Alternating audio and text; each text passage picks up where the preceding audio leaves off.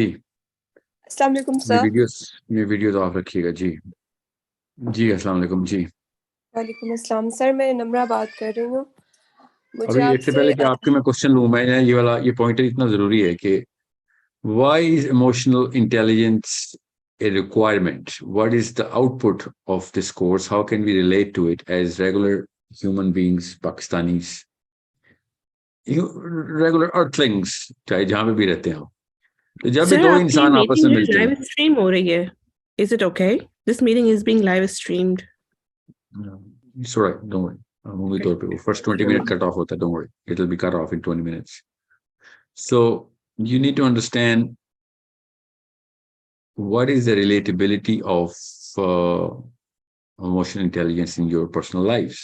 Now I can reflect this question and ask you, but before I ask you, I need to prime you into that zone. आपके दिमाग उस zone में होने चाहिए जब आप इस क्लास में होते हैं कि जब भी आप दुनिया के नक्शे निकालते हैं ना, कि दुनिया में इंसानों के आपस में मामलात के अंदर मसाइल क्या हैं, उन मसाइल की नंबर वन कॉज किसी भी इलाके से, किसी भी एथनिसिटी से, किसी भी रिलीजन से, किसी भी पॉलिटिकल जोन से उठाएंगे तो आपको पता चलेगा basically we measure the emotional intelligence of the person when he is interacting with us or she is interacting with us. So as soon as there are two human beings, as long as there are two human beings in the planet, you need emotional intelligence to make that relationship work. Whatever that relationship, it could be business relationship, could be a sibling, could be a husband, wife, could be a father, son, could be a political relationship. Any and everything का असल में absolute measure जो है वो emotional intelligence है. If you're not emotionally intelligent, if you're not emotionally correct, then you are a problem, and you're going to cause, actually you're the mother of all problems, because whatever you're going to do, you're going to cause problems in whatever, जो भी objective achieve करना चाह रहे हैं उसको आप ना सिर्फ डिले करेंगे बल्कि डिस्ट्रैक्ट करेंगे, बल्कि उस आउटपुट को अचीव ना करने की सबसे अच्छी साजिश आप होंगे. सो चाहे मियाँ बीवी का रिश्ता हो, हम चूंकि विजन ट्रेन नहीं है, हमारी कौम कभी भी विजन ट्रेन नहीं होती, रिश्ते हम बगैर विजन के करते हैं. हम सिर्फ और सिर्फ एक सस्टेनेबिलिटी की एक बड़ी ब्लरी सी पिक्चर हमारे जहन में होती है. जब हम लड़की के लिए लड़का देखते हैं, लड़के के लिए लड़की देखते हैं, तो हम कभी भी उस रिक्वायरमेंट, उस डिमांड की क्रिटिकलिटी को समझ नहीं सकते कि भाई एक दो बंदों को रिश्ते में डाल रहे हो. जब हम बिजनेस की रिलेशनशिप देखते हैं तो हमें बड़े अच्छे विजन क्लियर होते हैं, हमें टारगेट्स लॉक्ड होते हैं, साल के 5 साल की स्ट्रेटजी पता होती है. उस लिहाज से हम एम्प्लॉइज हायर करते हैं, पार्टनरशिप्स में जाते हैं, एफिनिटीज में जाते हैं, मगर हम पर्सनल रिलेशनशिप्स के अंदर ऐसे काम करते नहीं. So I suggest after this, during this program, क्योंकि आपकी अर्ली क्लासेस चल रही हैं, फर्स्ट एंड फॉरमोस्ट आपके पास जब तक एक long term strategy for whatever your kids, your husbands and your wifes, your own self, जब तक आप अगले कुछ सालों के, अगले 50 सालों के ऑब्जेक्टिव्स ग्रे लेवल पे ऑब्जेक्टिव्स हों, क्योंकि वो चेंज होते रहते हैं, इंप्रूव होते रहते हैं, जब तक आपको मेजर ऑब्जेक्टिव नहीं पता तब तक आपको इमोशनल इंटेलिजेंस की वैल्यू पता नहीं चलेगी. इवन दो जिनके पास कोई विजन नहीं होता वो भी डिमांड ही कर रहे होते हैं कि मेरा शोहर या मेरी बीवी या मेरे घर वाले या मेरे अब्बा, मेरी अम्मा, मेरे टीचर्स, मेरे बॉस, मेरे subordinates, they are not behaving the way I want them to behave. They're not reacting the way I want them to react. So reaction हो या एक्शन हो, बेसिकली ये बिहेवियर के अंदर ही आता है. सो बिहेवियर की फाइनेस्ट मोस्ट ऑप्टिमम मैनिफेस्टेशन सिर्फ इमोशनल इंटेलिजेंस के थ्रू ही हो सकती है. वरना आपके खाली चुप रहने से भी मसला हो सकता है लोगों को, आपकी बात करने से भी मसला हो सकता है. आपने कब चुप रहना है, कब बात करनी है तो कैसे बात करनी है, चलना है तो कैसे चलना है, देखना है, लिटरली देखना है किसी की तरफ, तो उसके अंदर क्या मतलब मतलब निकल सकते हैं. लिटरली साइंस को अब पता चल चुका है, वही हम पढ़े हैं कब से. आज हमने ऑक्सीटोसिन ही कवर करना है कि मैं खाली जिस तरीके से देखता हूं उस तरीके से भी जिसको मैं देख रहा हूं, जिससे मैं बात कर रहा हूं, उसकी केमिस्ट्री डायरेक्टली चेंज हो जाती है, उसी वक्त डायरेक्टली इन्फ्लुएंस कर रहा होता हूं. तो अल्फाज की तो इतनी ताकत है कि हम सबको पता है कि हम अल्फाज ही के थ्रू एक दूसरे को मैनेज कर रहे हैं कब से. कोई भी अल्फाज के अलावा मैनेज करने की कोशिश करता है तो हम उसको हरासमेंट कहते हैं, या उसको बुलिंग कहते हैं, या उसको फोर्स कहते हैं कि भाई ये तो you have actually used external force. You could have just used words. Now the problem is words are not enough. anywhere. A husband is talking to his wife, or she's talking to her husband, or child is talking to the mother, or anywhere. Specially जब आपका domain बढ़ रहा होता है, रैयत बढ़ रही होती है, तो आप पॉलिटिकल लेवल के ऊपर इतने ज्यादा सेंसिटाइज कर दिए गए होते हैं कि आपके अल्फाज मेक और ब्रेक होते हैं. Nobody, human beings are not designed to take anything casually when they actually hear the words spoken by somebody. इसके लिए हमें कैजुअल कोई बात इनफॉर्मल करने के लिए भी इमोशनल इंटेलिजेंस की जरूरत होती है कि इस चीज को कोई कमिटमेंट में ना ले लेना. इस a part of my figure of speech. उसके लिए भी ये उसूल हैं, वो भी इमोशनल इंटेलिजेंस की किताब से निकलते हैं कि मैं कब फॉर्मल हूं, कब इनफॉर्मल हो रहा हूं, कब कैजुअल हो रहा हूं, कब ह्यूमरस हो रहा हूं. ह्यूमरस के अंदर भी मैं कितना सीरियस कंटेंट डिलीवर कर रहा हूं आपसे जो बात करता हूं, अपने बच्चों से, बड़ों से, कोई भी बंदा. So you need to understand there is no other subject that covers all of this in its entirety. और आप अपने तमाम मसाइल की लिस्ट निकाल लें जो इंसानों से आए, तो उन तमाम मसाइल के अंदर एक ही चीज कॉमन है कि वो इमोशनली इंटेलिजेंटली ट्रीट नहीं हुए मसाइल. ना वो कोई एक आदमी कई दफा जड़ होता है, कई दफा उस बंदे की जो सुनने वाले होते हैं उनमें से एक बंदा उस मसले की जड़ होता है, वो नहीं समझ सकता कि मैंने इस चीज का रिएक्शन कैसे देना है. So it's not about fairness. It's not about, well, it is about fairness, but it's not about the physics of it. It's about the chemistry of it. यहाँ तक हम सबको समझ आ चुकी हुई है कि असल में the chemistry between two human beings or one human being with multiple human beings, so from one to many to many, one to many, many to one, ये relationships के अंदर हम जो chemistry मैनेज कर रहे हैं एक दूसरे की, हर वक्त ही कर रहे हैं. हर इंसान चाह ये रहा है कि मैं जब भी कोई बात करूं तो वो उस लेवल पे सुनी और मान ली जाए या समझ आ जानी चाहिए जैसे कि मुझे समझ आई हुई, या फिर मुझे समझा दी जाए जैसे कि मैं समझना चाह रहा हूं. सो ये बेसिकली केमिस्ट्री की क्वेश्चन ही है जो इंसानों के बीच में चल रही है कब से, जो हज़रत आदम से लेके आज तक और चलती भी रहेगी. Human beings are liquid animals. जिस दिन हम ये समझ गए कि human beings are liquid animals, तब हमें एटलीस्ट मैनेज करने के लिए पैमाना मिल जाएगा और वो करीना भी सेट हो जाएगा. जब तक हम एक दूसरे को देखते वक्त पता तो चल जाता कि यार ये पानी तो नहीं है, ये तो जीता जागता सॉलिड इंसान है. तो हमें ये नहीं पता होता कि बेसिकली ये सॉलिड स्ट्रक्चर उसकी उस लिक्विड स्ट्रक्चर को बिखरने से बचाने के लिए अल्लाह ने दिया हुआ है. असल में जितना भी मामला करना है हमने, वो सारा का सारा केमिकल रिएक्शन है. That's a liquid engineering that we have to do. That's why ये जो मैं आपके सामने स्क्रीन शेयर कर रहा हूं अभी, वो लिक्विड इंजीनियरिंग की, जब भी इमोशनल इंटेलिजेंस की मैं वर्कशॉप करता हूँ, उसमें मैं जब भी ऑक्सीटोसिन पे आता हूँ तो हम सबसे पहले लिक्विड इंजीनियरिंग शुरू कर देते हैं. I did not start your programme with oxytocin, we started with serotonin. I changed और टोटली स्ट्रेटजी बदल चुका हूँ मैं. अब मैं सेरोटोनिन से स्टार्ट करता हूँ, बिकॉज एक बार हायरार्की ऑफ डोमिनेंस समझ आ गई आपको, तो उसके बाद आपको बाकी की सब चीजें समझ आ जाएंगी. आयरॉनिकली हायरार्की ऑफ डोमिनेंस जो है ना, वो उसी की डेफिनेशन चैलेंज करनी है हमने. सो जब भी आप में से कोई ये सवाल पूछे ना कि मैं इमोशनल इंटेलिजेंस क्यों सीखूं, तो आपको पता चल जाएगा कि उसने अभी तक उस कॉन्सेप्ट को समझा नहीं हुआ कि इंसानी मामला चल कैसे रहे. आप इंसानों के किसी भी मसले को उठा के आप मेजर कर सकते हैं इस प्रोग्राम के थ्रू. दुनिया में कोई भी इंसान किसी भी लेवल के ऊपर मसले में हो और वो इंसानों से मसला आया हुआ उसको, तो वो आपको पता चल जाएगा कि ये इमोशनल इंटेलिजेंस का फुकदान है या फिर मतलब फुकदान है, और उसको मेजर करके इंप्रूव कैसे करना है. सो कॉज अगर निकालनी है आपने, तो फिर वो आपको कॉज इसी सब्जेक्ट मैटर के अंदर ही से निकालनी पड़ेगी. So this is such a big part of our life. About 99.5% of all of our life matters are analyzed and should be analyzed and solved and should be solved through the realm, the category, the subject, the field of and the aspect of emotional intelligence. So बाकी के भी मसाइल हैं दुनिया में, मगर उनका impact इतना टेम्पररी है कि मैं आपको बता, उनकी कोई वक़्त नहीं बनती जब आप इस कैटेगरी से देखते हैं, इस लेंस से देखते हैं दुनिया को.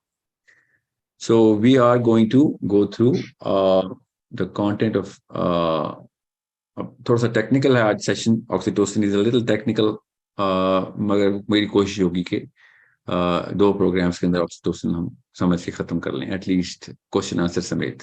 आज हम जो जो कंटेंट करने लगे हैं वो आपको स्क्रीन में नजर आ रही है?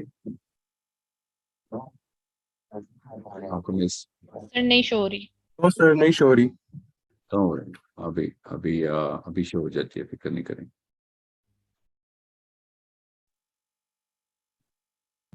सर हमने पबजी के नाम पे मतलब उस टॉपिक पे रिलेट करना था, उस पे बात करनी थी। तो जी अब शो हो रही। शेयर हो गया चीज screen। Video game. जी जी सर, आप कह रहे थे कि पबजी पे भी हम बात करेंगे। भैया या उसको मैं डोपामीन में करूंगा कवर। डोपामीन में हम कवर करेंगे उसको तफसील से, फिक्र नहीं करें। हमने अभी चेक करना है ऑक्सीटोसिन को। ऑक्सीटोसिन को पहले मैं आपको सामने बता दूं ऑक्सीटोसिन का मामला क्या है। Let me stop this.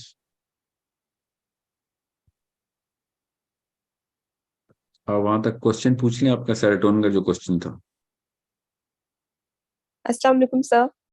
Sir हमारी और आपस में हुई थी एक मीटिंग, तो उसमें हमारी थोड़ी कंफ्यूजन क्रिएट हो रही थी कि सर ने बोला है कि जब मकसद हासिल हो जाता है तो बंदे का सेरोटोनिन बिल्कुल लो हो जाता है। तो उससे फिर एक सवाल भी हम लोगों के ज़हन में उठा था कि जैसे अशरा मुबशरा थे, सहाबा का मकसद ज़ाहिर सी बात है अल्लाह की खुशनुदी जन्नत हासिल करना था, तो जिनको बशारत मिल गई थी क्या उनका सेरोटोनिन लो हो गया था या क्या हुआ? फिर ये सवाल था। इशारत का कॉन्सेप्ट समझ लें आप कि अगर आपका मामला वही रहा जो अभी है तो इस ट्रैक के ऊपर आप सिराते मुस्तकीम पे हैं। ठीक है, ये है बिशारत का कॉन्सेप्ट। सो जब भी सहाबा को बिशारत मिली है वो ज्यादा कॉशियस हो गए हैं कि ये स्टेटस कहीं खो ना जाए। ओके, उमर खत्ताब को नबी इस्लाम ने खुद बता दिया था कि मैं तेरा महल देख के आया हूँ जन्नत में। और हज़रत उमर खत्ताब और हुज़ैफा बिन जमान से आखिरी दिन तक पूछते रहे, यार मेरा नाम नबी इस्लाम ने मुनाफिकों में तो नहीं दे दिया था, बता दे। ठीक है, सो सूरह फतह की जो आयत है ना, सूरह फतह की जो आयत है वो गौर से समझें। सूरह फतह खोलें जरा आप। अच्छी बात है, ट्राइफेक्टा पूरा, इसको सीडीपी बोलते हैं, कॉन्सेप्ट डेवलपमेंट प्रोग्राम में हम ये कवर कर रहे हैं। तो इसका कॉन्सेप्ट भी आपको मैं बता दूं, साइंस क्या है और कुरान क्या कहता है। सूरह फतह करें, आपके सामने लैपटॉप है? नहीं सर, मोबाइल है, मैं खोल लेती हूँ इस्लाम वो अभी 360। खोलें जी। सर आयत नंबर। जी सर। आखिरी आयत सूरह फतह जो कि मुसलमानों को अमूमी तौर पे बताया जाता है ना कि सहाबा इकराम जो हैं वो अल्लाह ताला ने उनको बता दिया है, सर्टिफाई कर दिया है। अल्लाह सर ताला ने खोल क्या ली। सर्टिफाई किया है? ठीक है, जी मोहम्मद सर। रसूलुल्लाह। सर पढ़नी है पूरी? मैं पढ़ लेता हूँ, मैं आपने मतलब बताना है, मैं अरबी पढ़ देता हूँ उसको। वल्लज़ी अरसल रसूलहु बिल हुदा व दीनिल हक़्क़ि लियुज़हिरहु अलद्दीन कुल्लिहि व कफ़ा बिल्लाहि शहीदा।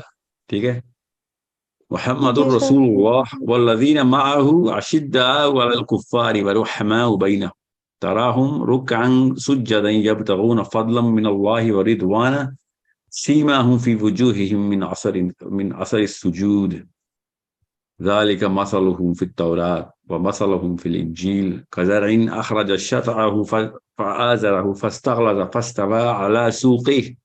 और से देखें अल्लाह ताला ये कह रहे हैं, युअजिबु ज़ुर्राअ लियग़ीज़ बिहिमुल कुफ़्फ़ार वअदल्लाहु लज़ीना आमनू। ये देखें, अब सर्टिफिकेट मिल रहा है आगे, व आमिलुस्सालिहाति मिनहुम मग़फ़िरतन व अजरन अज़ीमा। ठीक है, अब ये सर्टिफाई होने लगे। अब सेरोटोनिन का क्वेश्चन है, ये गौर से समझें आप। ठीक है, जी सर। क्या है आखिरी वाला हिस्सा पढ़े खाली, आखिरी सर लास्ट आखिरी आयत। पोर्शन। अल्लाह ताला क्या कह रहे हैं? ये सर्टिफिकेशन है जो कि मुसलमानों को बताई जा रही है कि अल्लाह ताला ने इनको सर्टिफिकेट दे दिया है। ठीक है, तो जी सर। असल में अल्लाह ताला ने क्या कहा है ये गौर से देखिए। अल्लाह ताला ने यहाँ पे कहा है कि Allah makes the believers a source of dismay for the disbelievers. ठीक है, वअदल्लाहुल्लज़ीना आमनू व अमिलुस्सालिहात, right? Yes, Yeah. To those, किनको? To those of them who believe and do good, ठीक है, and Allah has promised forgiveness, promised, Allah ताला ने वादा कर लिया है कि मैंने माफ कर दिया इनको, ठीक है। ये खास एक ग्रुप की बात हो रही है ना, मगर ये अरबी में क्या लिखा हुआ है, ये देखें अरबी में क्या अल्लाह ताला क्या कह रहे हैं कि इनमें से मिनहुम मगफिरतुन, ठीक है। जब अल्लाह ताला ये बात करते हैं ना तो साफ समझ आ जाती है क्लैरिटी के साथ कि अभी सर्टिफिकेट नहीं मिला, अभी इनमें से वो जो कि आमिलु सालिहात और आमनू की कंडीशन पूरी करके आखिरी सांस लेंगे, उस वक्त सिटिंग सर्टिफिकेट किसी को नहीं मिला हुआ, अभी सब जिंदा हैं। जी जी। समझे? सो अल्लाह ताला ने यहाँ पे बताया कि अगर ये काम जारी रखोगे तब इनमें से इस ग्रुप को मैंने सर्टिफिकेशन दी है, अगर ये वो काम आमनू व अमिलु सालिहात के ऊपर ही रहे तो, वरना यहाँ पे मिनहुम आता ही नहीं। अरबी तो इतनी समझ आ रही है आपको? आप अरबी सीख रहे हैं साथ? जी सर। तो जब अल्लाह ताला ने अशरा मुबशरा कहा है ना, ठीक है, नबी इस्लाम ने ये बिशारत दी है, तो वो उस वक्त के स्टेटस पे दी है, और इस वजह से हज़रत उमर खत्ताब उस बशारत को लेके नाउज बिल्ला ये नहीं कहते कि अब तो मुझे सर्टिफिकेट मिल गया, ठीक है। ये सिर्फ हजरत उस्मान गनी रदी अल्लाह अन्हु के बारे में ये हदीस हमारे पास आई है, उनके अलावा किसी के बारे में नहीं आई कि जब ग़ज़वे तबूक के ऊपर हजरत उस्मान गनी ने बार बार आके नबी इस्लाम को ना अपना कारवान, वहां पे जो काफिला आया हुआ था उनका तिजारत का, एक फिर दूसरा, यहाँ तक कि प्रॉफेट सल्लल्लाहु अलैहि वसल्लम को, क्योंकि उस वक्त फौज तैयार की जा रही थी, बहरहाल लंबी कहानी है, मैं किसी और दिन बताऊंगा। तो नबी इस्लाम ने उस वक्त सिर्फ एक बंदे के बारे में ये बात की है, जो ने उनसे पहले की है ना उनसे बात की है, कि आज के बाद उस्मान जो मर्जी करे, ठीक है। ये वाहिद एक इंसान है जिसके बारे में नबी इस्लाम ने ये कह दिया कि आज के बाद अब उस्मान जो मर्जी करे। वो अलग बात, हमें पता है उस्मान गनी ने क्या किया है, वो स्टेटस तो मेंटेन करना ना उन्होंने, अल्लाह ताला के नबी इस्लाम ने जिस बंदे को ऐसा स्टेटस देना है तो उसकी शान क्या शान होनी है ना, ठीक है। सो ये नहीं होता था कि ओ अब तो कहानी खत्म, मैं तो बिल्कुल हम top of the food chain, serotonin और ज्यादा कॉन्शियस और कॉशियस हो जाते हैं साबित, ठीक है। जी sir. So it's that sort of an issue that you better understand, ठीक है। सर जब मकसद मिल जाता है मैं अच्छा चलें, बोले सर, जब मकसद मिल जाता है तो फिर उसका सेरोटोनिन लो हो जाता है क्या? ये प्लीज थोड़ा सा बता दो। मकसद की पहचान से सेरोटोनिन लो कैसे क्यों होगा? वो ये कहना चाह रही है कि अगर एक बंदे ने अल्फा अचीव कर लिया है तो अपने अल्फा तक वो पहुंच गया, जो उसने अपना अल्फा सेट किया था और उसने उसको अचीव कर लिया। मुसलमानों का अल्फा अल्लाह अज़्ज़ व जल्ल है, कैसे पहुंच गया? जिंदा है हम सर तो। हम वैसे जनरल पूछ रहे हैं, अगर एक बंदे का अल्फा चले, उसने 1 करोड़ रुपया कमाना है, उसने कमा लिया 1 करोड़ रुपया, तो उस टाइम पे उसके सेरोटोनिन क्या होगा? नहीं पैसों, अच्छा मैं आपका सवाल समझ गया हूँ, मगर पैसे ना डालें सवाल में, क्योंकि पैसों के बारे में और सुने ना, एग्जाम्पल गलत, दुनिया सुन रही होती है ना, एग्जाम्पल गलत तो नहीं दे सकते, इसको उसे समझें। मैं आपका सवाल समझ गया हूँ ना, इसलिए तो कहा था। पैसों की केमिस्ट्री में समझा दूं, पैसे सेरोटोनिन ट्रिगर करते हैं, अप एंड डाउन साइकिल पैसों की सेरोटोनिन से आती है, दुनिया का इंतजाम है। अब आपको असल में सेरोटोनिन पता है, इसलिए मैं आपको बड़ी स्पीड में समझाऊंगा कि अल्लाह ताला ने chemistry of human beings, chemistry, serotonin की केमिस्ट्री बताई हुई है, पैसों से सेरोटोनिन केमिस्ट्री बताई हुई है कि सेरोटोनिन का ट्रिगर डोपामिन की क्वेश्चन, डोपामिन ट्रम्प करेगा सेरोटोनिन को जब पैसों की बारी आएगी। How do we know that? हमें क्योंकि ट्राइफेक्टा पता है इसका, हमें कॉन्सेप्ट अल्लाह ताला ने कुरान में बता दिया। और क्या क्या बताया अल्लाह ताला ने कुरान पाक में? पैसों की क्या आयतें हैं, सोचे? अल-माल वल बनून ज़ीनतुल हयातिद दुनिया, और नबी और अल्लाह से ज्यादा महबूब ना होते हैं। या ठीक है। अब क्या है, ये ज्यादा महबूब ना हो जाएगा, क्या मतलब है? कि आप अपनी औलाद की मोहब्बत और माल की मोहब्बत में ज्यादा एक्सीड ना कर जाओ, नबी की मोहब्बत और अल्लाह ताला की मोहब्बत या आप देख रहे हैं, अब अल्लाह ताला यहाँ पे सेरोटोनर्जिक रिएक्शन बता रहे हैं, क्योंकि यहाँ पे आप प्रायोरिटाइजेशन बता रहे हैं ना, प्रायोरिटाइजेशन। जब प्रायोरिटाइजेशन की बारी आएगी तो हायरार्की है ना, प्रायोरिटाइजेशन में किसी चीज के ऊपर नीचे होने को प्रायोरिटाइजेशन कहते हैं ना। जब ऊपर नीचे होने की बारी आई तो पता चल जाता है हायरार्की है, समझ रहे? जी आप अल्लाह ताला ने यहाँ पे आपको बता दिया कि किस चीज को ऊपर रखना है, अल्फा किस चीज को रखना है, और किस चीज को, स्टेटस को की बात हो रही है। सिर्फ माल से स्टेटस को आता ना कि मेरी पोजीशन ऊपर नीचे जाती है। यस जी जी साथ अल्लाह ताला ने सूरह हुमज़ा में कहा, साइकोलॉजी भी देखें इंसान की कैसे पता चल रही है कि यहसबु अन्ना मालहु अखलदा। यहसबु क्या होता है? यहसबु द साइकोलॉजी नहीं, लफ्ज ही साइकोलॉजी है। यहसबु होती साइकोलॉजी है, ठीक है, कि नफ्सियात ये है तेरी कि तू क्या करेगा, तेरी मेंटल डिस्पोजिशन है। यहसबु का मतलब ये है, ठीक है, तेरी मेंटल डिस्पोजिशन है कि अन्ना मालहु अखलदा, कि भैया ये तो हमेशा हमेशा के लिए रहेगी। I need this never to go down, समझ रहे? I need this to stay for ever, I need this to be everlasting. So नबी इस्लाम ने फिर इसको केमिस्ट्री के थ्रू हमें ये बताया कि और केमिस्ट्री के लफ्ज हैं बाकायदा, बताता हूँ, केमिस्ट्री के लफ्ज बोला है नबी इस्लाम ने कि इब्ने आदम को जब एक सोने का पहाड़ मिल जाता है ना, जब उसकी नीच में पहुंच रहा होता है और जब ऊपर चढ़ जाता है कि सारा का सब फतह कर लिए, तो क्या करता है वो? ये साइकोलॉजी देखें, नबी इस्लाम साइकोलॉजी बता रहे हैं लिटरली, मतलब कोई और सब्जेक्ट मैटर नहीं है, ये साइकोलॉजी का सब्जेक्ट मैटर है। कि जब उसको सोने का पहाड़ मिल जाता है कि ओके हम top of the food chain में अल्फा बन गया हूं, तो वो क्या करता है? दूसरे की तलाश में उसके अंदर एकदम सर्च क्रिएट होती है, SURG सर्च, कि मैं दूसरा वाला पहाड़ चाहिए अब, दिस इज नॉट इनफ। समझ रहे? ये हमारी साइकोलॉजिकल डिस्पोजिशन है। इसलिए मैंने आपसे कहा था सेरोटोनिन को पैसे के साथ ऐसे मत करेंगे, मुझे करोड़ रुपया मिल गया तो सेरोटोनिन, नो, केमिस्ट्री हमें अल्लाह के नबी इस्लाम ने बताई है। और आगे क्या हुआ? आगे केमिस्ट्री बता रहे नबी इस्लाम कि जब उसको दूसरा सोने का पहाड़ मिलता है तो फिर वो तीसरे की तरफ चलता है। तो प्रोफेसर ने क्या कहा कि इसका पेट नहीं भरने वाला, ये इंसान पेट नहीं भरने वाला। एक साहबी ने अपने बच्चे का नाम हारिस रखा, हारिस, ठीक है, हिरस से हारिस। तो नबी इस्लाम ने कहा क्या सच्चा नाम है? हदीस बड़ी क्लियर है, क्या है सच्चा नाम? इंसान वाकई हारिस है, ठीक है। सो गौर से समझे, नबी इस्लाम ने क्या कहा? इसका पेट नहीं भरने वाला सिवाय इसके कि कब्र की मट्टी इसके पेट में चली जाए। ये हदीस कि इंसान का पेट कब्र की मिट्टी भरेगी, उसका मतलब समझे क्या? मट्टी खा के मैं पेट भर लूं? नो, इसका मतलब है कि जब वो इस मैट्रिक्स, दुनिया के इस प्लेनेट अर्थ की मैट्रिक्स में रहेगा ना, इस घन चक्कर, इस गुंजल में रहेगा, तो वो ये सुलझा के सेटिस्फाई नहीं हो सकता जब तक कोई डिमेंशन चेंज करके असली रियलिटी की तरफ नहीं जाता, जहां पे माल का कोई मामला ही नहीं है। तब उसका पेट भर जाएगा कि हाँ, यहाँ पे तो मुझे डिमांड, मेरी केमिस्ट्री कोई और है, उस डिमेंशन में केमिस्ट्री कोई और है।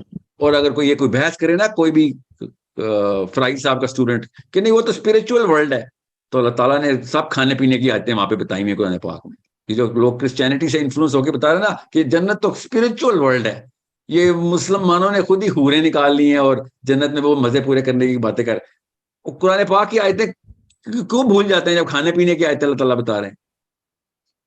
क्या रूहें खाना पीना करती हैं? और नबी इस्लाम की हदीस है जिसमें सब कब्रों से उठेंगे लेकिन बरहना उठेंगे। तो आयशा सिद्दीका रज़ी अल्लाह अन्हा ने पूछा, यार रसूलल्लाह, तो उसमें पर्दे का क्या इंतजाम होगा? नबी इस्लाम ने कहा किसी को किसी की फिक्र नहीं होगी, वही मैट्रिक्स किसी कोई और है। इस मैट्रिक्स में ये सारे उसूल है और रूल्स हैं और रेगुलेशन, बिकॉज यहाँ की केमिस्ट्री कुछ और है, वहां की केमिस्ट्री, बॉडी यही है, केमिस्ट्री कुछ और है। तो केमिस्ट्री की सारी कहानी। सो यहाँ पे आपके क्वेश्चन को श्रिंक कर रहा हूं क्योंकि हमने ऑक्सीटोसिन कवर करना है। ये क्वेश्चन पर्टिनेंट है आपका।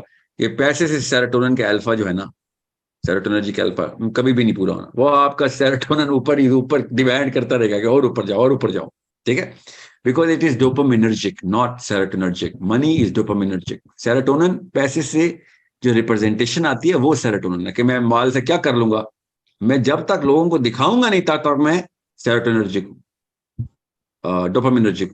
जब मैंने खाना बंद कर दिया और रखना शुरू कर दिया, डोपामिनर्जिक। दैट्स वेयर सूरह हुमज़ा इज, कि वो जमा भी कर रहा है, गिन भी रहा है, जमा भी कर रहा है, गिन भी रहा है, दैट्स डोपामिन। ओके, बट जैसे ही मैंने शो ऑफ शुरू की, स्टेटस को के अंदर कंपटीशन शुरू किया, competition is not dopaminergic, competition is serotonin. Okay, तो कंपटीशन का मतलब है हायरार्की आ गई। Everything, everybody clear? क्या मैं आप पूछ सकती हूँ? अच्छा, रिवॉर्ड डिपेंडेंस भी तो सेरोटोनिन की वजह से होता है ना, लाइक डोपामिन एंड सेरोटोनिन पे डिफरेंशिएट कैसे करते हैं? बिकॉज सेरोटोनिन भी रिवॉर्ड डिपेंडेंस होता है, मतलब एंड डोपामिन का भी वही फंक्शन है, एंड मूड रेगुलेशन भी तो सेरोटोनिन की वजह से होता है। तो क्या सिर्फ कंपैरिजन में आएगा सेरोटोनिन? या कंपैरिजन इज सेरोटोनिन, बस याद रखिएगा, ठीक है? जब तक आप क्वेश्चन कर लें। अकेले बैठ के पैसे गिन रहे हैं तो सेरोटोनिन ट्रिगर नहीं होगा। जैसे ही आपने बताना भी किया, कंपेयर करना शुरू किया, सेरोटोनिन ट्रिगर हो गया। आप क्वेश्चन कर लें प्लीज। आपने करना है या मैं कर लूं? नम्रा पूछ रही हैं काफी देर से कि उनको कोई क्वेश्चन है। जी सर, मुझे ये पूछना था, लास्ट क्लास में भी मैं बहुत ज़्यादा वेट करती रही, मगर एक्चुअली सवाल ये है कि एक मदर हैं जो अपने बच्चों को होम एजुकेट करना चाहती हैं, मगर उनके हस्बैंड उनका साथ नहीं दे रहे हैं बिल्कुल भी, और वो कहते हैं कि नहीं बच्चे स्कूल ही जाएं, और इस चीज़ को लेके वो काफ़ी डिप्रेस्ड हैं, बिकॉज शी थिंक्स कि उनका सेरोटोनिन अलाइन है इस पर्पस के साथ कि बच्चे अगर उनकी रैयत में हैं तो वो ही बच्चों को लेकर चलें, मगर उनके हस्बैंड उनका साथ नहीं दे रहे हैं। तो इस चीज़ में कितना वो माँ जा सकती है अपने हस्बैंड, मतलब कि कितना अगेंस्ट जा सकती है इस चीज़ को लेकर? तरगीब जो है ना, तरगीब ये बीवी का काम है बस, इसके अलावा बीवी शौहर के ऊपर, शौहर बीवी की रैयत में आता नहीं। तरगीब करें, तरगीब के असूल हैं और वो असूल पूरे करें, वही तो मसला है। मुसलमान तरगीब नहीं जानते। आप रैशनल और रीजन के साथ बात करें और इमोशनली इंटेलिजेंट बात करें, ठीक? ये वो मसला है ना, इमोशनल इंटेलिजेंस का मसला आ गया। She needs to know when to talk about this, how to talk about this, when to talk, how to talk, emotional intelligence है। What to talk about, वो तो आपकी रीजनिंग और रैशनल है ना, क्या बात, कितनी दलील, वजन, दलील में वजन तो नहीं डालती ना इमोशनल इंटेलिजेंस, मगर दलील की टाइमिंग को इमोशनल इंटेलिजेंस सेट करती है, ठीक है? कब दलील देनी है, कौन सी दलील किस जगह पे सीक्वेंस करनी है, इमोशनल इंटेलिजेंस, ठीक है? किस मौके पे दलील देनी, किस बंदे को दलील देनी है, और किस बंदे को देनी है तो किस मौके पे देनी है। ये हो ही नहीं सकता बाप अपने बच्चों से सिंसियर ना हो ना, तो आप उसकी सिंसियरिटी की कर्व तो आपको पता होती है ना कि ये हाईएस्ट लेवल का सिंसियर तो बाप ही होता है, माँ भी, मतलब माँ बाप ही होते हैं ना। तो आपने उस वक्त देखना कि बंदा के कान कब खुले, जब कान खुलते हैं तो आप बात तब डालते हैं, जब बंदे का मुंह खुलता है ना तब बात नहीं डालते होते। मुंह के अंदर कोई सेंसर नहीं लगा कि वो बात को समझ सके, मुंह बात समझाने का आला है, कान बात समझने का आला है। तो आप इंसानों के कान नहीं खोल रहे होते, मुंह खोल रहे होते हैं, रिएक्टिव होते हैं। जब आप रिएक्टिव होगा, that's the wrong time to talk about any logic और रैशनल, डजंट मैटर कितने लॉजिकल हैं आप, आपने टाइमिंग गलत रखी है। मैं एग्जांपल दे रहा हूं, मुझे नहीं पता इन खातून का केस क्या है, बट कान खोलने का तरीका भी इमोशनल इंटेलिजेंस। किसी के कान खुलवाने हैं तो इमोशनल इंटेलिजेंस, किसी का मुंह खुलवाना है तो फिर कहीं ना कहीं उसके लिए कोई तालीम की जरूरत नहीं है, कुछ भी बोल दे, रिएक्शन के तौर पे अगला बंदा भी जवाब देगा, ठीक है? सो किसी का मुंह बंद कराना हो और कान खुलवाने हो, ये दोनों अलग अलग लेवल्स हैं, दोनों के लिए इमोशनल इंटेलिजेंस की तलवार चाहिए होती है। ये इतनी जरूरी चीज है, ये है आउटपुट इमोशनल इंटेलिजेंस की। आप खुद सोच लें, कितने इंसान हैं जो चाहते हैं लोगों का मुंह खुलाओ? कोई भी नहीं। सारी दुनिया के इंसान क्या चाहते हैं? लोगों के कान खुले हों। कब? जब मैं कोई बात करूं। ये है इमोशनल इंटेलिजेंस की ताकत। सो बहुत जरूरी है कि आपकी बात में वजन हो, होमवर्क किया हो आपने, साइंस पता हो आपकी कि बच्चों को स्कूल में डाल के क्या नुकसान आते हैं। आयरॉनिकली मैंने अभी सेशन किया है, अभी I just had a session about why to take, how to look at the education system. So आपको रीजनिंग पता होनी चाहिए, साइंस पता होनी चाहिए, जो कि उस जबान में डिलीवर करनी आती हो कि जिस जबान में ऑडियंस ने सुनना है। अगर वो आपको जबान और ग्रामर नहीं आती तो ये इमोशनल इंटेलिजेंस का लफ्ज है, ग्रामर, उस तरीके से उन फ्रेजेस में जो कि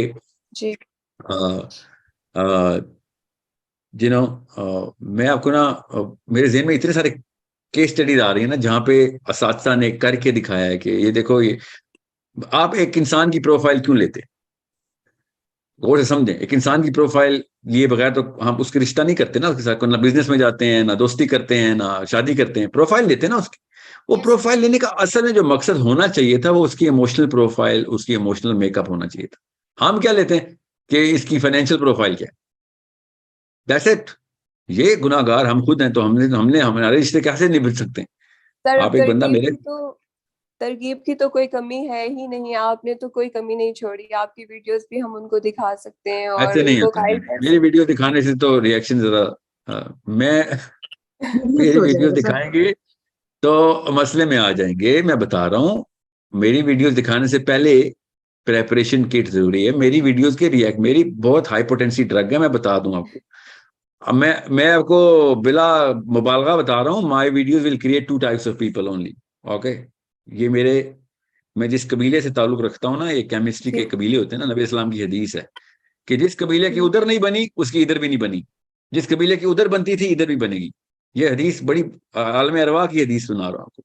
तो मेरे साथ ये शुरू से ही रहा है कि मेरे उस्ताद थे, वो मुझे फुरकान बोलते थे कि यार जब साहिल, जब तू बात करेगा ना तो 2 पार्टीज बन जाया करेंगी। You have this natural flow and tonality and the choice of sequence of words. You actually put a wedge between 2 people, which is good and bad. ठीक है, बहरहाल वो तो मुझे आलिम नबी तालिब के बारे में ये बात कर रहे थे ना कि तेरे साथ भी यही वाकया होना है, ये तेरे ब्लड लाइन में, क्योंकि I have the same bloodline, I guess. He said, maybe it is in the bloodline कि तुझे बहुत चाहने वाले मिलेंगे और बहुत नफरत करने वाले मिलेंगे, तीसरा कोई नहीं मिलेगा तुझे।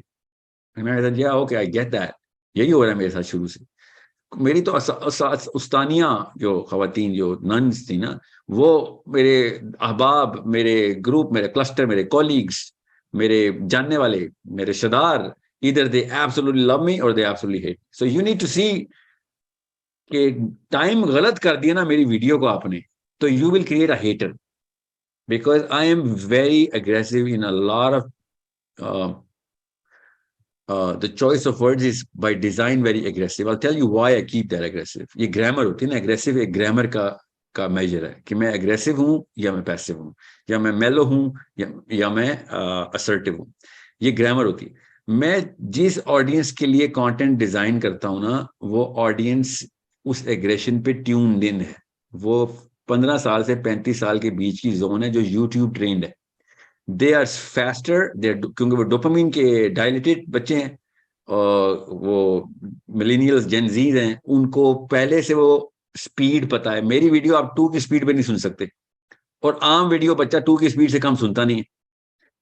और समझें, ये टाइमिंग सेट की हुई है मैंने, 1.5 साल इसके ऊपर बाकायदा फ्रीक्वेंट मेहनत हुई है कि पहले चेक करो इसकी, मेरी जो स्विफ्ट फ्रेज है उसकी स्पीड क्या है। ये तो नहीं लग रही, this is a lot of testing that has been done. आप कभी भी नहीं देखेंगे साहिल नदीम की वीडियो 2 की स्पीड पे बच्चा सुन रहा होगा। ही विल बी लाइक, शुक्र है यार ये मेरी स्पीड पे बात करता है। अमूमी तौर पे जब भी कोई वीडियो प्रोफेसर की लगी हुई है, मौलवी की लगी, दोनों की, आजकल का 20-year-old 2 की स्पीड पे वो वीडियो चलाता है कि जल्दी जल्दी, क्योंकि तेरे पॉजेस बहुत बड़े हैं, या फिर तू लंबे जुमले बोलता है। And now I do a lot of those things which those professors are doing, but I am managing the dopamine cycles really cautiously. और 10 या 15 साल बाद जो यूथ होना है, उसने मेरी वीडियो के साथ भी वही करना है जो इस वक्त प्रोफेसर की वीडियो के साथ हो रहा है। जिस लेवल पे डोपामिन के साइकिल्स ऊपर जा रहे हैं, ठीक है, वो भी मुझे भी 2 की स्पीड पे सुन रहा होगा, उसमें भी कहेगा साहिल नदीम भी बड़ा स्लो है। ओके, सो इसकी काफी सारी केस स्टडीज हैं जो कि आप बाकी की इंडस्ट्रीज में से आपको जब डोपामिन करेंगे मैं तब आपको बताऊं। सो जब माँ बाप को ये नहीं पता, या बीवी को नहीं पता शोहर के डायग्राम क्या है, उसे कहना प्रोफाइल लिए बगैर काम नहीं होगा। अब आप इमोशनल इंटेलिजेंस के प्रोफेशनल कोर्स में आपने प्रोफाइलिंग कैसे करनी है, आपसे बेहतर कोई नहीं प्रोफाइल कर सकेगा, because you going to do a relevant profile. Relevant to what? Your objective. In this case this woman is objective is के बच्चे स्कूल से निकाल लिए जाएं। अब ऑब्जेक्टिव क्लियर है, मगर बीच में कांटा आया है ना, वो मियाँ है उसका। जी। अब उस बंदे का प्रोफाइल क्या है, इमोशनल प्रोफाइल क्या है। So you need to know when to open the ears. अब why do you think 20-year-olds 20 to 30 के अंदर मेरा कंटेंट सुना जा रहा है? You think we don't know that? Of course we know that. Did we plan for it? Well, we plan a larger bigger target, ठीक है, ताकि मिस ना हो, but we had this anticipation. ये तो अल्लाह ही कराता है, but we had this anticipation के उस जोन में हिट करो जिन्होंने फ्यूचर की बागडोर संभालनी है। ऑब्जेक्टिव था ना हमारा कि भाई ये अगले सेनेटर्स हैं, अगले पॉलिटिशियंस हैं, अगले डिसीजन मेकर्स हैं, अगले स्टेट्समैन हैं, उन लोगों को, क्योंकि ये बाबे तो जो अभी हैं इनको तो कोई और मसाइल है ना, इनको लॉजिक का मसला थोड़ी है, इनको तो अना का मसला लगा हुआ है। और whatever their problem is, I can talk about this in detail some other time. So आपको मैं क्यों बता रहा हूं, क्योंकि ये रेलेवेंट सवाल है आपके सब्जेक्ट मैटर से। इमोशनल प्रोफाइल निकालनी जरूरी है जो केमिस्ट्री से निकलती। अगर आपको आपके शोर के डोपामीन सेंटर्स का ट्रिगर्स पता है तो फिक्र ही ना करें, काम हो जाएगा, क्योंकि ये फर्स्ट मेंटल रिस्पॉन्स होता है डोपामीन। सेल्फिश इंसान, हर इंसान सेल्फिश होता है ना, सबसे पहले मुझे क्या मिल रहा है। सेकेंडली, अगर आपको सेरोटोनर्जिक ट्रिगर पता है तो बच्चा बाप से ज्यादा कौन सिंसियर है बच्चों के लिए। सो बच्चों की जो लिफ्ट ऑफ है ना वो दिखानी जरूरी है, वो उसका सेरोटोनिन का ट्रिगर है। और फिर कोर्टिसोल का ट्रिगर, सबसे ज्यादा डर किसको लगता है, माँ बाप को लगता है कि बच्चों के साथ कुछ ऐसा वैसा ना हो जाए। So you need to know when to trigger which chemistry in the audience. In this case this mother's job is to make sure के शोर की कोर्टिसोल का ट्रिगर करना है, और फिर जब कोर्टिसोल ट्रिगर कर दिया तो साथ ही फिर डोपामिन ट्रिगर, वो हो ही नहीं सकता। You need to settle that chemistry first and then go with serotonin and then with dopamine. Okay, now मैं भी करता हूँ, लिटरली मेरा फॉर्मूला है ये। मैं जब मेरी विमेन ऑडियंस होती है तो यू माइट हैव नोटिस्ड कि मैं फियर डायग्राम प्लॉट कर होता हूँ by design, worst case scenarios plot करता हूँ मैं, ठीक है। I do that by design, that's a job. I mean there has to be a formula the way you going to address the group. इतना बड़ा ग्रुप हो, याद रखिएगा, एक बंदे से बात कर रहे हैं, उसूल है। पहले दिन की क्लास, मुझे पब्लिक स्पीकिंग की याद है टोरंटो की, पहले दिन की क्लास का पहला लेसन बता रहा हूँ। If you talking to one guy, you talking to that one guy, चाहे वो आदमी है या औरत है, उसी से बात कर रहे हो, वही है प्रोफाइल जो चाहिए। If you talking to 10 people, then you talking to 10 children. Okay, ये रूल है कि आप 10 साल के बच्चों से बात कर रहे हैं। ये केमिस्ट्री बता रहे हैं, केमिस्ट्री का लेक्चर दे रहा हूं आपको। और अगर आप लोगों 10 से ज्यादा का क्राउड है, 100 या 1000, then you are talking to sheep. आप फिर एक रेवर से बात कर रहे हैं, कोई कुछ भी, बस एक बिहेवियर आपने मॉड्यूलेट करना है, no IQ, no logic, no nothing. So उसके लिए क्या करना पड़ता है, इस पूरे के पूरे फिनोमेना को, ज़ाहिर है ऐसे तो काम नहीं होने वाला। सो आपको इसके साथ एक केमिस्ट्री की प्रोफाइल निकालनी पड़ती है। अब कितने बंदों की प्रोफाइल निकालेंगे आप, 100 बंदे बैठे हैं, हर टाइम होता है ना, डेटा आएगा। आपके केस में तो बहुत आसान सा काम है, एक मियाँ है आपका जिसको आप अजली तौर पर जानती हैं, बच्चे भी पैदा भी नहीं होते तब से जानती हैं आप, उसकी अम्मा को भी जानती हैं, उसके अब्बा को भी जानती हैं, उसके बचपन को भी जानती हैं, उसके बहन भाइयों को भी जानती हैं, हर एक चीज को जानती हैं, मगर उसकी इमोशनल प्रोफाइल को नहीं जानती। तो फिर गलती तो आपकी है। इसको कहते हैं तरगीब के उसूल। तरगीब कैसे देते हैं, किसी को नसीहत करने की टाइमिंग क्या है, नसीहत करने के अल्फाज के चुनाव क्या है, उसकी ग्रामर क्या है, ठीक है। सो ये grammar part of emotional intelligence है। You need to be really clear when you are about to hit, he has to be in his in the zone where you want, that chemical zone जिसमें आप चाह रहे हैं कि वो हो। okay, it is very very necessary। okay, so आप मेरी वीडियो दिखाएंगी, साइड इफेक्ट ज्यादा आएंगे, पहले बता दूं आपको। सर मैं क्वेश्चन कर लूं? नहीं, अभी आप क्वेश्चन साथ साथ लेता हूँ। Let's just talk about the prime chemical first. Okay, मैं आपको एक्टिविटी बता दूं जो आपकी एक्टिविटी है।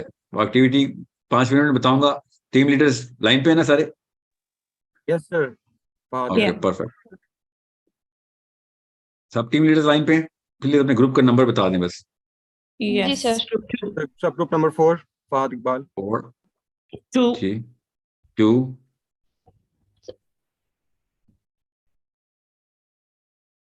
बाकी के टीम लीडर्स कहाँ हैं? सर सब ग्रुप 1 here। 1 ओके, 1 2 4 आगे आगे ओके। देयर। मिनाइल ग्रुप 3 आ गया। ओके, मेरे पास चैट में आ रहे हैं, ठीक है।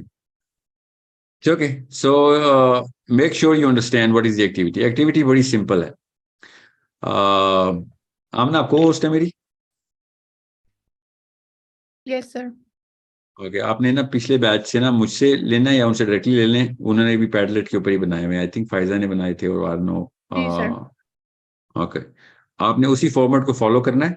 आपने बेसिक सिनेरियोज प्लॉट करने हैं। टीम लीडर से बात कर रहा हूँ, अपने ग्रुप से सिनेरियोज लें कि लाइफ में ऐसा क्या मामला आपके साथ होता है कि आपकी अपनी इमोशनल इंटेलिजेंस ड्रॉप हो जाती है और आपके कोर्टिसोल ट्रिगर होते हैं और आप वो वाले काम या वो वाली बातें, वो वाले रिएक्शन या वो वाला बिहेवियर शो कर देते हैं। बेसिकली बिहेवियरल प्रोफाइल को को मेजर करना आपने, कि जिसमें आपको ये नहीं पता चलता कि what is the best possible most emotionally intelligent reaction to give. ठीक है, कोई भी वाक्य हो सकता है, somebody hears a bad news, somebody has a tough neighbor, कोई ऐसा वाक्य, किसी की सास बहू की लड़ाई, किसी के साथ बिजनेस पार्टनरशिप के दौरान ये वाक्य, आपने वो सिनेरियो प्लॉट करना है, सिंपल 4 लाइन सिनेरियो, कि ये वाक्य हुआ है और उसके दौरान मुझे नहीं पता कि इसका फाइनेस्ट इमोशनल इंटेलिजेंट रिएक्शन क्या है। ठीक है, you get that, everybody clear? Yes sir. Okay, so आप एक काम करें, आप तमाम टीम लीडर्स को पिछले ग्रुप के सिनेरियोस की ना कोई सी 1-2 स्नैपशॉट्स दे दें, उनको पता चल जाएगा फॉर्मेट कैसे फॉलो करना है। मुझे रिटन में चाहिए होंगी, आपने सब ग्रुप्स में डिस्कस करना है कि ये सिनेरियो है। Okay, once you lock in the scenario, उसके आगे एक कॉलम बनाना है आपने, क्या कि इस कॉलम के अंदर आपका प्रपोज रिएक्शन क्या था, मतलब जो आपने इस लोगों से डिस्कस करेंगे ना आप, तो फिर आपने देखना है कि इसकी कॉज क्या थी, इमोशनल इंटेलिजेंस की कॉज क्यों ड्रॉप हुई है मेरी emotional intelligence, what is the reason. अभी आप इतनी केमिस्ट्री पढ़ चुके हैं, क्योंकि आई थिंक 6ठी-7वीं क्लास है, या may be even more, I don't remember your batch class number, but उसमें आप लोग अपनी प्रोफाइल मैनेज कर रहे हैं। लास्ट टाइम आपने इमोशनल प्रोफाइल का फॉर्म पूरी तरीके से एक्सरे किया है। एक्चुअली मैंने आपकी वो वाली रिकॉर्डिंग बैच 1 को भी दी है कि आप देख लें आपके फॉर्म्स को आपने रीअसेस कैसे करना, जो आपकी एक्टिविटी नंबर 1 थी। Yes, everybody clear? सो आप इस एक्टिविटी को आपने ग्रुप के लेवल पे डिस्कशन में लाना है। मुझे ग्रुप से सिनेरियोज चाहिए होंगे, एटलीस्ट 10 सिनेरियोज अ वीक, क्योंकि ग्रुप बड़े हैं आपके, तो 10 सिनेरियोज अ वीक में हर बंदा सिनेरियो लेगा, कोई भी बंदा मिस नहीं करना आपने। Call everybody, gather up the list together, meeting मत बुलाइएगा लोगों को, सिनेरियो ले लीजिएगा बस। ठीक है, मीटिंग वंस अ वीक जरूर कीजिएगा, जो आता है अच्छी बात है, नहीं आता रिकॉर्डिंग भेज देना उनको। ठीक है, क्योंकि ज्यादातर लोग अमेरिका और ऑस्ट्रेलिया में स्प्लिट हो जाते हैं, तो ऐसा नहीं हो सकता कि एक ही मीटिंग में सारे आ रहे हैं। मगर जो सिनेरियो टॉप के 5 या 10 आपके लॉक हो जाएं, आपके साथ मेरी जब अगली क्लास होगी उसमें हम कोई से 2 सिनेरियोज ऑफिशियली डिस्कस करेंगे, फिर मैं आपको बताऊंगा कॉज सही निकाली है कि नहीं। ठीक है, और उसका सोल्यूशन क्या है वो आपने खाली छोड़ देना अभी। ठीक है, अगर आपने लिखना है तो जरूर लिखें, विल कैलिब्रेट दैट लेटर। मगर आपने नहीं भी लिखा तो कोई बात नहीं, एक्टिविटी पूरी हो गई, क्योंकि फिर मैं आपको उसमें सोल्यूशन बता दूंगा। किसी एक ग्रुप के साथ जब मैं सोल्यूशन करूंगा तो वो वाली रिकॉर्डिंग अपने सबके साथ शेयर करनी है कि कैसे सोल्यूशन निकालते। ठीक है, इमोशनल इंटेलिजेंस बढ़ाते कैसे। Everybody clear? Yes sir. ये एक्टिविटी आपने लास्ट क्लास में दी थी और हमने वो सिनेरियोस प्लॉट किए हैं। या कहानी खत्म, फिर तो चलते रहते हैं इसको। अब इस क्लास में तो आपका लाइफ स्टाइल है ये सिनेरियो प्लॉट करना। एक दफा आपको इस क्लास में सिनेरियो प्लॉट करने आ गए, आदत बन गई, उसके बाद अपनी असली जिंदगी में भी सिनेरियो ऐसे आपके सामने ऐसे एक्सेल डायग्राम आ रही हो करी। ओके सर, हमारे सब ग्रुप में तो नहीं किए डिस्कस सिनेरियोस, ये मेरे ख्याल से अभी करेंगे ना, मोमेंट अभी या इट्स ओके, अभी शुरू करेंगे। अब सब you are about 235 people in total, make sure you understand, nobody should be left behind. Okay sir, हमने भी नाउ सिनेरियोस डिस्कस किए थे, तो उसमें क्वेश्चन ये था कि क्या हमने सॉल्यूशंस की तरफ जाना है, यानी हमने ये जी, सोचना है कि अभी कैसे अभी इसको आप बेहतर जा रहे हो करें। तो आपने कैलिब्रेट कर लेने हैं सोल्यूशन मेरे से, क्योंकि अब आपने साइंटिफिक सोल्यूशन निकालने हैं। ठीक है, साइंस पता होनी चाहिए आपको। ठीक है, बस नहीं निकल रहे तो कोई बात नहीं, निकाल लेंगे, फिक्र ना करें। सर, एक और इशू है कि एक्टिविटी के, sorry rum, please continue. Sorry, issue ये कि अभी की हमारी मीटिंग्स में मैक्सिमम 20% लोग जो है पार्टिसिपेट कर रहे हैं, तो जब लोग ही नहीं आएंगे तो हम डिस्कशन कैसे करेंगे टॉपिक्स के ऊपर। तो जो बेशक 10 बंदे भी आ रहे हैं ना, तो आपकी डिस्कशन की रिकॉर्डिंग आप बाकियों को भेज दीजिएगा बस। ओके ठीक है, ओके। सर इस सर, अगर शीट में किसी का कोई आपने 2 कॉलम्स करवाए थे। पर्सनल सिनेरियो है तो वो उसको नहीं, आप वो वाला डेटा अगर आपने ग्रुप में नहीं शेयर करना है जो पर्सनल है, तो आप वो सिनेरियो प्लॉटिंग ना करें, हाइपोथेटिकल ले लेना। किसी को क्या पता असली वाकया है, या आप बेशक फिक्टिशियस किस्म के वाकयात भी डाल दें इसमें, डजंट मैटर, असली में ही वाकया हुआ आपके साथ। ठीक है, हमें तो सिनेरियोस डालने हैं कि इस केस पे हाइपोथेटिकली ऐसा हो तो फिर फिर मेरा इमोशनल प्रोफाइल डैमेज हो जाता है, my emotions don't remain intact, मैं बैलेंस खो देता हूँ या खो देती हूँ अपने इमोशंस का। यस, समझ गए? सर ऐसे भी रख सकते हैं। 2 कॉलम्स थे, कॉज का और सिम्टम्स का। कॉज का आपने बता दिया कि व्हाई माय ईआई ड्रॉप्स, वो कॉज है। सिम्टम्स का एक बार क्लैरिफाई में कर आप अपनी वो हालत बताएंगे। बहुत ही अच्छा सवाल है कि मैं उस what were you going through, scenario तो हुआ ना, ये वाकया हुआ, तो फिर मेरे ऊपर क्या, मेरे हवास कैसे खता हो गए, आसान कैसे खता हो गए, समझ रहे? I need to know what is the conscious. आपको जब पहली एक्टिविटी में फॉर्म दिया था मैंने, याद है वो फॉर्म? याद है ना सबको, जो पिछली क्लास में हमने किया है? उसमें आपके 3-4 सवाल हैं जो कि एक ही सिनेरियो को प्लॉट करते हैं कि क्या मैं अपने इमोशंस को एनालाइज कर सकता हूं बाहर से कि मेरे अंदर क्या गुजर रहा है, या मैं किस गुस्से की कैफियत में हूं, या ओवरली जॉयड हूं, या ओवरली डिप्रेस्ड हूं, या ओवरली एंशियस हूं। क्वेश्चन याद है ना आपको? जी। या वो सिम्टम है आपका, आपने वो यहाँ पे डिस्क्राइब करना है कि can you assess what am I going through. अगर तो इंसान इस लेवल पे पहुंच जाए ना कि गुस्से में लोगों को ये बताना शुरू कर दे, इसकी प्रैक्टिस होती है, मैं बता रहा हूँ आपको, ये बहुत आसानी से आ जाता है, ये फर्स्ट लेवल होता है कि आप, मैं जब गुस्से में होता हूँ ना तो मैं अपने कॉलीग्स को या अपने रिश्तेदारों को बता देता हूँ कि इस वक्त I am the wrong person to take advice from, you need to understand that. मेरे सुबह के कोर्टिसोल हाई होते हैं, हर एक के होते हैं ना, मेरे एक्स्ट्रा हाई होते हैं बाय बर्थ कोर्टिसोल मेरे 3-4 points high on the index हैं। तो मैं सुबह इस लेवल पे हाई कोर्टिसोल में होते लगा रहा हूँ कि मैं आपको बता नहीं सकता हूँ। So what I did was I stopped sleeping in the night, I sleep after फजर, कि मैं अपनी उस मेलाटोनिन की साइकिल से लॉक कर सकूं, वरना मैं काम ही नहीं कर सकता। मेरा 2-2.5-3 घंटे का हाई कोर्टिसोल फ्लक्स मेंटेन रहता है। तो मैं क्या करता हूँ उस वक्त, मैं लिटरली कोई डिसीजन नहीं लेता, और अगर कोई डिसीजन आ रहा है, सोच तो इंसान को आएगी ना फिर, तो मुझे सिर्फ और सिर्फ नेगेटिव वर्ड्स के सिनेरियोज मेरे ज़हन में आ रहे होते हैं, हर चीज के, करियर के, पर्पस के, लोगों के, हर एक, क्योंकि कोर्टिसोल इस वक्त फुल हाई है। मैं इस वक्त सिर्फ सिंपैथेटिक नर्वस सिस्टम के ताबे हूं, मैं सोचता ही नेगेटिव। हर बंदा कोर्टिसोल के इन्फ्लुएंस में नेगेटिव सोचता है।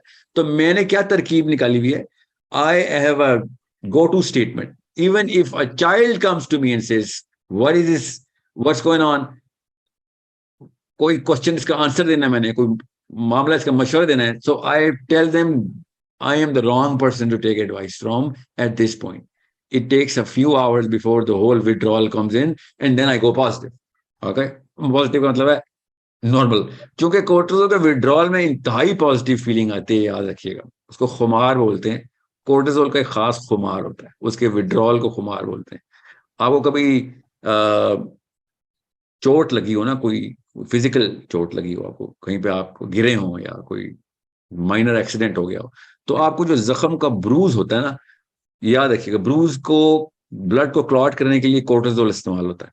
कोर्टिसोल जब रिलीज होता है ना, वरना जख्म भरे ही ना, ठीक है, कोर्टिसोल जख्म भरता है, कोर्टिजोन बोलते हैं, वो खास स्टेरॉइड है जो कि बॉडी खुद जनरेट करती।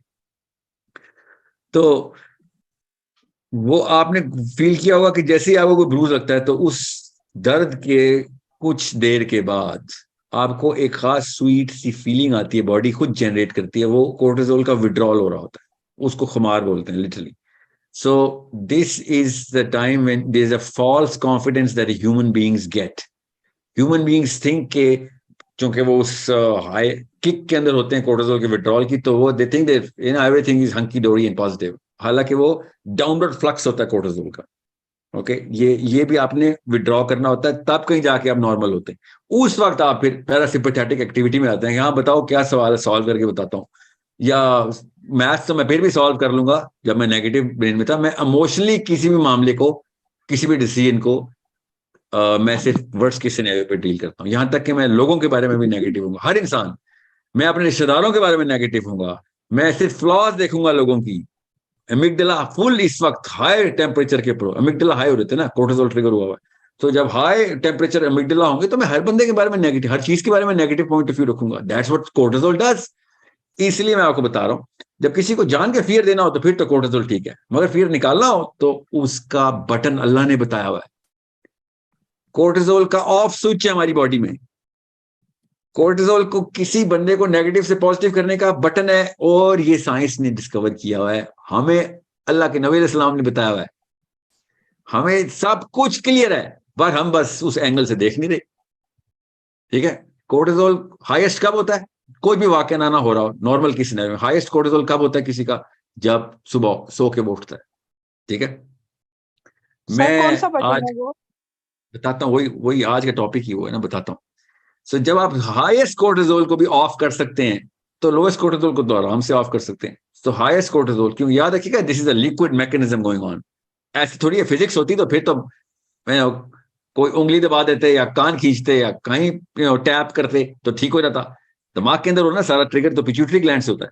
अब चूंकि लिक्विड मैकेनिज्म है तो कोर्टिसोल का विड्रॉल एक खास अमाउंट ऑफ मिनट्स पर नैनोलीटर पर मिलीग्राम डिवाइड बाय मिनट्स होता है विड्रॉल, इतने मिनट लगेंगे ही लगेंगे, ठीक है।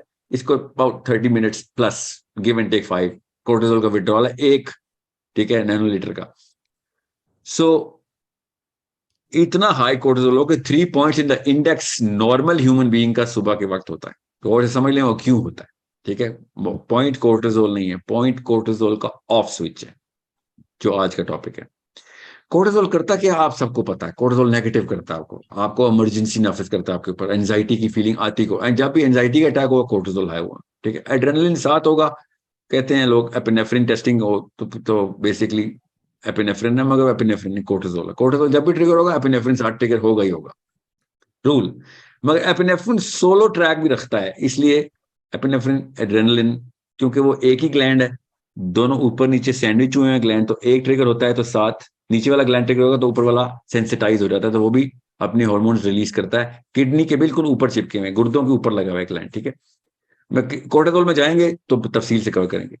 मैं आपको खाली ये बता रहा हूं, जब कोर्टिसोल हाई होता है ना तो आप सिर्फ नेगेटिव होते हैं, आप अपनी सोचते हैं, अपनी जान बचाने का सोचते हैं, हर बंदे से खतरा महसूस करते हैं। That's what design of the cortisol is, ठीक है। कारी ऑर्गन रहे होते हैं मगर वो ऑर्गन सेंसिटाइज कोर्टिसोल से होते हैं। अमिगडाला है ना, 2 अमिगडाला पढ़े थे ना हमने? जी सर। या अमिगडाला क्या करता है जरा मुझे बताएं। इमरजेंसी नाफिज करता है सर, वो क्या सेंस करता है। हमारे टेंटिकल्स हैं, टेम्परेचर सेंस हमारे सेंसर है। अब वो हमारे सेंसर क्यों, वो इमरजेंसी और खतरे के सेंसर हैं, और कुछ सेंस नहीं करते वो, ठीक है। वो खतरा सेंस करते हैं, उनका काम ही है। अगर वो टेम्परेचर बढ़ा दें तो खतरा है, टेम्परेचर कम कर दें तो बिल्कुल आप रिलैक्स। ओके, नाउ जब इंसान सोता है ना तो हमारी जो पिट्यूटरी ग्लैंड है ना, जब मेलेटोनिन अपनी पीक पे आता है तो इंसान अपनी सबसे गहरी नींद में होता है। सो जब इंसान सो जाता है ना पूरी तरीके से, जब वो पूरे डीप स्लीप में एंटर हो जाता है तो बॉडी को पता चल जाता है कि मेलेटोनिन के ग्राफ्स बढ़ गए हैं। मेलेटोनिन जैसे ही मेलेटोनिन का ग्राफ बढ़ता है, आप छोड़ दें मेलेटोनिन क्या है, सोने का केमिकल, बस नींद का। जैसे ही वो पीक पे जाता है तो पिट्यूटरी ग्लैंड सेंस कर लेता है कि अब this body is fully ready for the most important process. वो क्या प्रोसेस ट्रिगर करता है? पिट्यूटरी ग्लैंड जितना भी जिस्म में कोर्टिसोल होता है ना, उसको किडनीज के ऊपर जो ग्लैंड है, ठीक है, उसमें से पूरा का पूरा स्पंज की तरह स्क्वीज करवा देता है उसको, सारा कोर्टिसोल बॉडी में रिलीज कर दो। क्योंकि अगर ये जागते हुए होगा तो ये अपने आप को खतरे में डाल लेगा, अपने आप को इमरजेंसी नाफिज करेगा, नर्वस ब्रेकडाउन हो जाएगा, हेमरेज हो जाएगी। इसको सो गया, अब इसको किसी भी लेवल का कोई डैमेज नहीं होगा। आप कोर्टिसोल निकालो सारा जिस्म से, we need fresh cortisol every day. So what happens to that cortisol? There is a reason, there is a purpose for this. Pituitary gland kidneys को ऑर्डर करता है, सारा कोर्टिसोल जिस्म के नसों में आ जाता है और नसों से खून में एंटर होता है, और खून में एंटर होता है, और खून कहां से गुजरता है? खून दिल से गुजरता है। सो कोर्टिसोल पूरा का पूरा दिल के अंदर आके भर जाता है और दिल की एक एक शरियान को, एक एक हिस्से को सर्विस करता है। Literally it's cleaning up everything. दिल पूरा का पूरा कोर्टिसोल से भरा होता है रात के वक्त जब सो रहे होते हैं आप। ओके, अब चूंकि कोर्टिसोल रात को भरा होता है तो क्या होता है आपके साथ? सोचें, रात के वक्त कोई भी वाकया हो आपको 10 मिलियन टाइम्स ज्यादा डराता है वो, ठीक है। दिन को वही वाले वाकयात होते हैं, हमें फिक्र ही नहीं होती। रात को हल्का सा भी वो वाकया हो जाए, हल्का सा कोई आवाज आ रही है तो कोई जिन भूत लगता है आपको। यस सर, यानी इसका ताल्लुक अंधेरे से है। अरे आता हूं, अंधेरे से ही है, मगर अंधेरा इसका ट्रिगर है, कॉज नहीं है, याद रखिएगा। अंधेरा इसका ट्रिगर है, कॉज नहीं। कॉज आपको बता रहा हूं, साइंस बता रहा हूं आपको। सो जैसे ही आपका दिल पूरी तरह भर जाता है कोर्टिसोल से, तो जिस्म में तो कोर्टिसोल पूरी तरीके से फ्लो कर रहा है, ठीक है। तो आप सिर्फ नेगेटिव सोचते हैं, सिर्फ इन्फ्लेट करते हैं वर्स्ट के सिनेरियो को, ठीक है। वर्स्ट के सिनेरियो की पीक आ चुकी क्योंकि कोर्टिसोल भरा हुआ दिल में। सो कोई भी वाकया दिन को और रात के वक्त आपको सोच आ गई ना, अगर सोच भी आ गई तो आप उस वक्त तो आप उसकी वर्स्ट केस मैनिफेस्टेशन खुद करते हैं। सीने में दर्द हो रहा है, हार्ट अटैक है, ठीक है। गुर्दे में दर्द हो रहा है, कैंसर है, हर चीज, ठीक है, क्योंकि कोर्टिसोल फुल हुआ हुआ है इस पर। कोई वाकया, कोई बात, दरवाजा किसी ने नॉक किया, बेशक अम्मी आई हुई है, नहीं कोई डाकू आ गए मेरे पास, ठीक है, something is wrong, worst case scenario. इसलिए रात के वक्त हर इंसान को जिन भूत का ज्यादा असर होता है, हालांकि कोई जिन भूत नहीं होते उस वक्त। दिन के वक्त भी जिन, क्या जिन नहीं सोते? दिन के वक्त भी तो जिन आते होंगे। दिन के वक्त हमें जिन्नों का कोई मसला ही नहीं होता, रात के वक्त हर चीज जिन लग रही होती। चाहे बेड पे कॉकरोच आ गया हो, हमें लगता है वो चुड़ैल आ गई। We go through the worst of the worst case. दिन को वही चेस्ट पेन होता है तो बंदा चेस्ट को वैसे ही हाथ लगाता है, कहता है बस गैस है। रात को वही चेस्ट पेन होता है, हार्ट अटैक है। Literally this is what the brain does, this is what the cortisol effect is. वो क्यों है? क्योंकि दिल साफ होना है। दिल साफ होने के लिए दिल में कोर्टिसोल होना जरूरी है, ठीक है। एक एक नस, एक एक शरियान साफ होती है। अब इसको जाते जाते टाइम लगता है, इतना कोर्टिसोल विड्रॉ तो होना है। सो जैसे ही आप इस दौरान सो रहे हो तो नॉर्मल विड्रॉल जो है ना, नॉर्मल विड्रॉल होते होते जितना टाइम लगता है, उस दौरान तक आपने, सुबह का टाइम उठते हैं जब आप, तो आपका कोर्टिसोल भी जिस्म में होता है, क्योंकि पूरा का पूरा कोर्टिसोल जीरो पे गया है, फिर दोबारा से फिल हो रहा है। अब वो टैंक फिल हो रहे हैं, कोर्टिसोल अपना इफेक्ट अभी जारी रखे हुए, इसलिए सुबह उठते ही आप क्रैंकी होते हैं, ग्रम्पी होते हैं, नेगेटिव होते हैं, and so on so fourth, ठीक है। नोबडी वेक्स अप और जैसे उसको उठाओ और वो कहे सुभान अल्लाह और आके जब फिर डाल ले आपको, क्या बात है आपने एहसान किया। Everybody wakes up with a expression के क्यों उठाया मुझे, समझ रहे? तो रात में फिर जो नाइट प्रेयर है जो सूरह मुज़म्मिल में है कि आप जागे 2/3 1/3, does it have to do something with cortisol then? Does it regulate? बताता हूँ, पूरा कुरान पूरा बता रहा है केमिस्ट्री को, बताता हूँ। नबी अस्सलाम ने, अब तहज्जुद फर्ज तो नहीं है ना, तहज्जुद फर्ज नहीं है, इसलिए मैं पहले फराइज की लिस्ट पूरी कर लूं आपके सामने कि फराइज पूरे करते वक्त बॉडी को कैसे अल्लाह ताला मेंटेन करवा रहे हैं। फर्ज किसी वजह से कराई नहीं चीजें हमें, अब तहज्जुद फर्ज नहीं है, फजर तो फर्ज है ना। तो फजर के वक्त का जो एग्जैक्ट टाइम स्पैन है वो याद रखिएगा। 2 साइकिल्स है ना कोर्टिसोल की, आयरॉनिकली वो मेलाटोनिन ट्रिगर्स हैं। सुबह उठते वक्त आप वैसे ही कब उठते हैं? जब इस्लाम में फर्ज किया है कि सूरज निकलने से पहले उठना है। सूरज निकलता है पूरे 1 घंटा 45 मिनट, 1 घंटा 25 मिनट और 1 घंटा 45 मिनट के स्पैन के अंदर, ये साइकिल है ना सन की भी। 1 hour 20 1 hour 40 के बीच में स्पैन रहता है, ठीक है। गर्मियों में थोड़ा होता है, सर्दियों में ज्यादा हो जाता है। सो पो फटने से पहले, जो अभी रमजान में शहरी का आखिरी वक्त होगा, उससे लेके सूरज निकलने तक ये मेलाटोनिन की साइकिल का डाउन साइकिल है उसकी। और मगरिब के बाद जब सूरज ड्रॉप हो रहा था, एग्जैक्ट वही स्पैन है 120 to 140 मिनट्स का स्पैन, और यही एग्जैक्ट मेलाटोनिन के ट्रिगर्स हैं। सूरज निकलेगा, मेलाटोनिन ड्रॉप होगा, सूरज गुरूब होगा, मेलाटोनिन ऑन हो जाएगा। सिंपल। और अल्लाह ताला नहीं कहा रात को मैंने तुझे सोने के लिए रात बनाई, तू आराम कर, ठीक है। आराम करेगा तो तेरा दिल साफ होगा, दिल साफ होगा, सुबह उठ, उस वक्त उठ जब मेलाटोनिन अपनी डाउन साइकिल पे। अब अगर उस टाइम अगर आप उठ गए, जिस टाइम सुबह 9 बजे, जो पाकिस्तानी जवान आजकल उठ रहा है 10 बजे सुबह उठ गए, नाश्ता नहीं, उस वक्त तक तो उसने वो डेवस्टेशन कर दी हुई अपनी, बिकॉज अब he is only pumped with cortisol right now. उसका जो सपोर्टिंग केमिकल था वो तो कब का खत्म हो चुका हुआ है, क्योंकि मेलाटोनिन सन के साथ लाइंड है, ओके। मेलाटोनिन आपकी नींद के साथ नहीं है लाइंड, मेलाटोनिन के साइकिल्स आपकी सन के साथ अलाइंड है। दुनिया में अल्लाह ताला ने मशीन भेजी थी, दुनिया के लिए सेटल करके भेजी थी। इतनी जबरदस्त नक्शे जिस्म बताता है ना कि किस प्लेनेट में क्या चल रहा है, इस प्लेनेट में हमारे साथ क्या चल रहा है, हमारा अपना जिस्म बता रहा है। इतना जबरदस्त बैरोमीटर है हमारे अंदर। आप गौर से सुने इस बात को। जैसे ही आप सुबह उठते हैं तो आपका कोर्टिसोल हाईएस्ट पीक पे होता है। नबी अस्सलाम फजर की नमाज के वक्त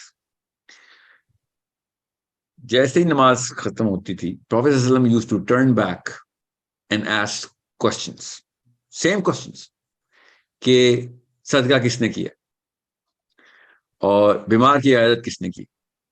ये स्टैंडर्ड क्वेश्चंस हैं जो कि हर फजर की नमाज पे प्रॉफेट सल्लल्लाहु अलैहि वसल्लम पूछ रहे हैं। गौर से समझें, ये इस्लाम में तुक्के नहीं है। नबी इस्लाम को पता था कि क्या मशीन है। प्रॉफेट सल्लल्लाहु अलैहि वसल्लम पूरी की पूरी बैलेंसिंग स्ट्रेटजी बता रहे हैं। केमिस्ट्री के इक्वेशन हमें अब पता चली हैं। अब मैं आपको बताता हूं आज का टॉपिक क्या है। ये कोर्टिसोल को ऑफ करने का जो स्विच है वो क्या है। और उस स्विच का नाम है